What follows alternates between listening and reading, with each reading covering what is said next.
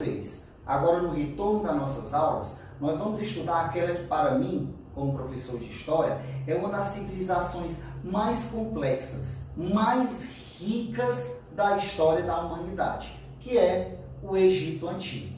Complexa e rica em aspectos sociais, políticos, econômicos, culturais. A história do Egito é tão rica que costumes egípcios, ou seja, costumes das civilizações egípcias, nós carregamos até os dias de hoje.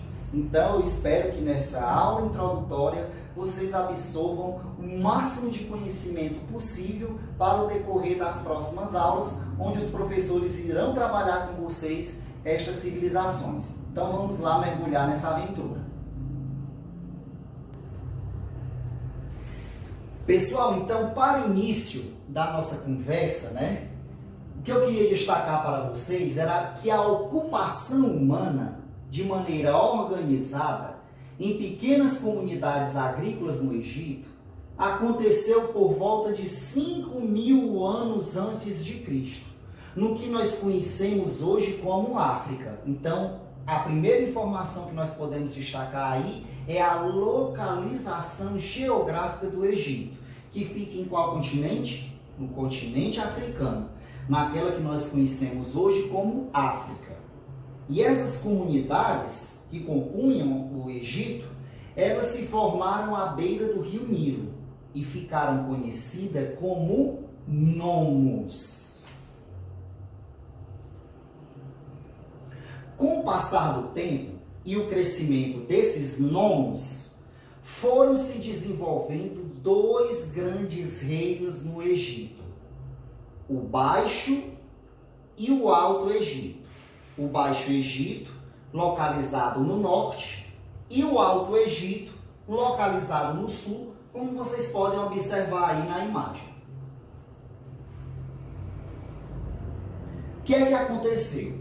Em determinado momento, pessoal, na história do Egito Antigo, esses dois reinos, o Baixo e o Alto Egito, entraram em guerra.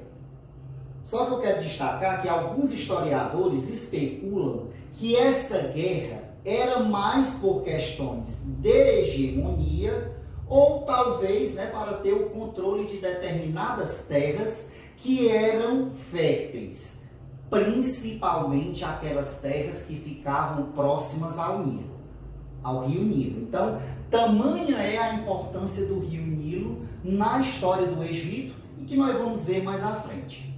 O resultado dessa guerra foi que o Baixo Egito venceu por volta de 3.200 anos antes de Cristo, e a partir dessa vitória nós teremos a unificação, ou seja, a junção desses dois reinos, que deixam de existir. E o primeiro faraó vai ser aclamado e colocado à frente do Egito. Alguns historiadores afirmam que esse primeiro faraó do Egito foi Menes. Outra corrente de historiadores afirmam que foi Narme. Porém, o professor de vocês aqui, como alguns outros historiadores, acreditam que tanto Menes como Narme eram a mesma pessoa. E aí o que foi que aconteceu? A partir do fim da guerra entre Alto e Baixo Egito e da unificação desses dois reinos e da nomeação de Menes como o primeiro faraó do Egito, a história do Egito Antigo foi organizada da seguinte maneira. Nós vamos ter, primeiro, o período arcaico, depois o Antigo Império, logo em seguida o primeiro período intermediário, a Baixa Época, o Médio Império, o segundo período intermediário, o Novo Império, o terceiro período intermediário e, por fim, a Baixa Época, que eu acredito que os professores de vocês irão explicar cada parte dessa mais à frente com o uso do livro didático, certo?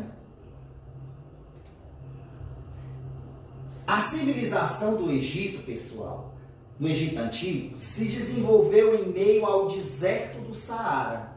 E a habitação humana naquela região só foi possível a partir da existência do rio Nilo. Portanto, a existência do rio Nilo foi de fundamental importância para o desenvolvimento dessa civilização. Então vejam, pessoal, o tamanho da importância que era o Nilo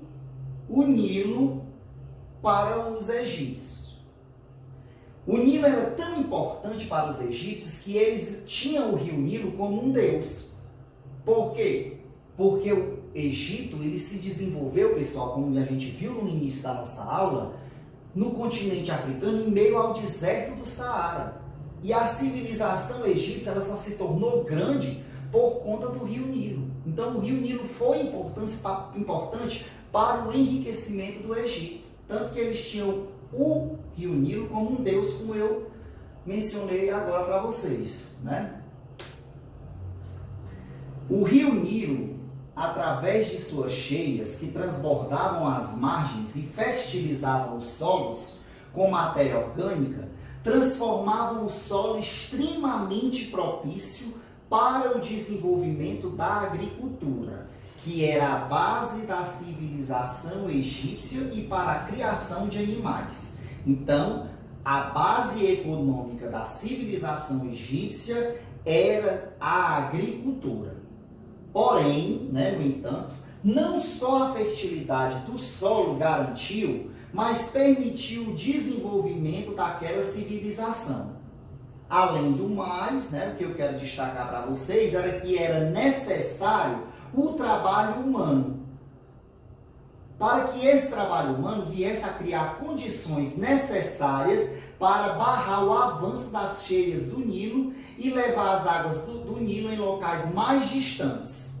Então, é também extremamente importante o desenvolvimento das barragens e dos reservatórios para garantir o fornecimento de água, durante os períodos de seca. Porque tinha época, pessoal, do ano, que as cheias do Nilo eram muito grandes. E o trabalho humano era essencial para construir barragens para que essa água do rio Nilo não chegasse a avançar. Porém, em determinados períodos de seca durante o ano, o trabalho humano já era essencial para a construção de canais de irrigação de água, para que essa água chegasse aos locais mais distantes do Egito. Lembrando que a base econômica do Egito era a agricultura, certo? Não esquecer disso.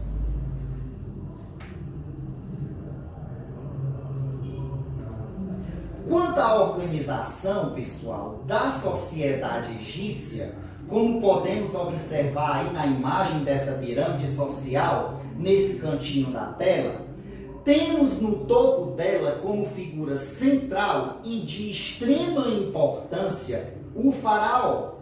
Este que era considerado um deus vivo na terra, filho do sol, sol que eles chamavam de Amun-Ra, e era a encarnação do deus falcão, Horus. Para os egípcios, é importante destacar que toda a felicidade dependia do faraó. E o poder do faraó não tinha limites, pessoal. Era ilimitado. O faraó ele comandava os exércitos, distribuía a justiça, organizava as atividades econômicas. Logo abaixo do faraó, pessoal, quem vinha eram os ministros e os sacerdotes, que detinham muito poder junto do faraó. Administravam todos os bens que os fiéis e os próprios Estado ofereciam aos deuses e tinham muita influência junto ao faraó. Eles enriqueciam porque ficavam com parte das oferendas feitas pela população aos deuses, além de serem dispensados do pagamento dos impostos. Abaixo dos ministros e sacerdotes, como vocês podem observar aí na pirâmide, na gravura da pirâmide, nós temos os escribas, que dominavam a difícil a escrita egípcia? Sim, porque o Egito, pessoal, eles tinham o alfabeto próprio deles, digamos assim, né? Que era conhecido como hieroglifo, e era uma escrita difícil. Esses escribas, eles se encarregavam da cobrança dos impostos, da organização das leis e dos decretos, e da fiscalização da atividade econômica em geral. Abaixo dos escribas, ou seja, posteriormente, nós temos os camponeses, chamado no Egito de felas. Eram a maioria da população. Eles trabalhavam nas propriedades do faraó e dos sacerdotes e tinham o direito de conservar para si apenas uma pequena parte dos produtos colhidos.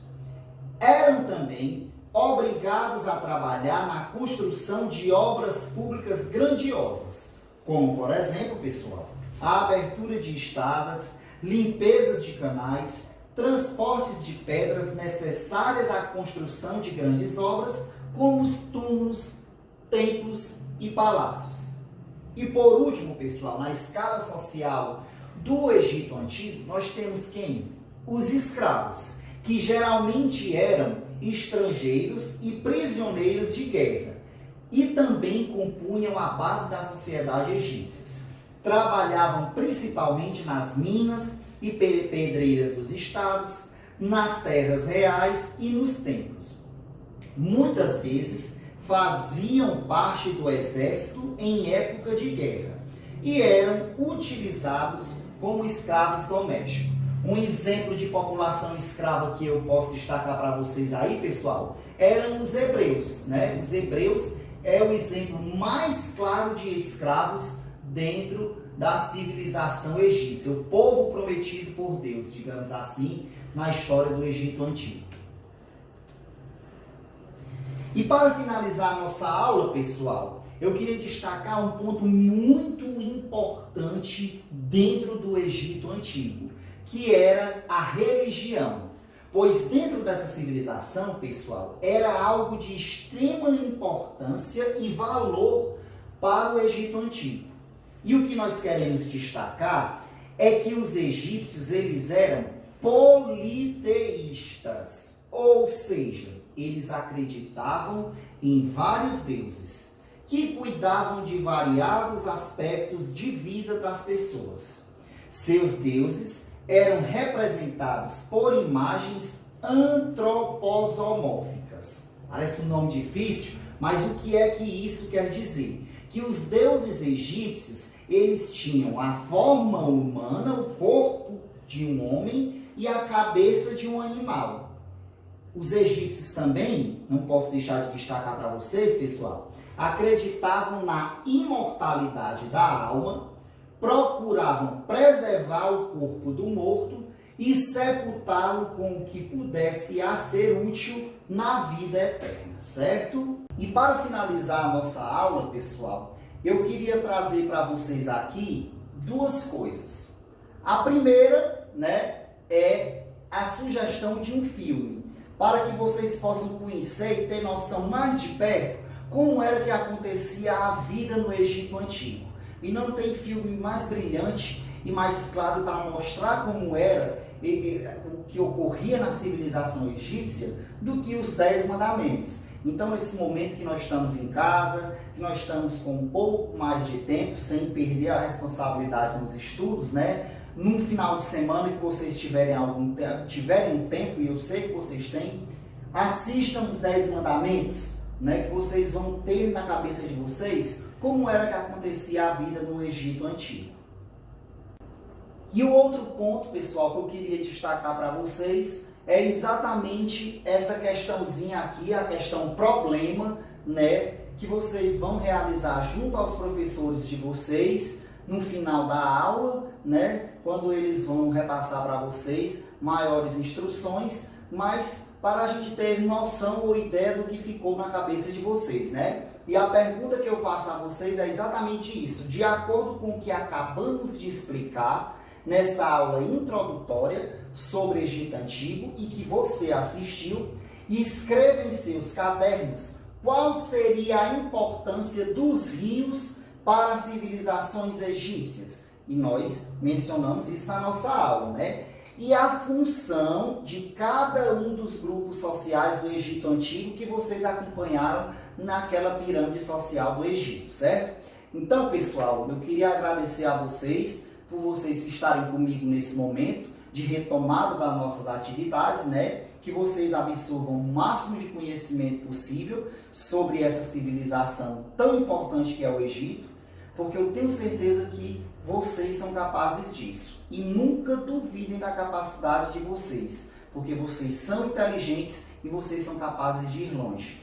Com o apoio da gente, porque vocês podem contar com nós professores, e eu tenho certeza que com a família de vocês. Um abraço grande, fiquem com Deus no coração de vocês e até a nossa próxima aula.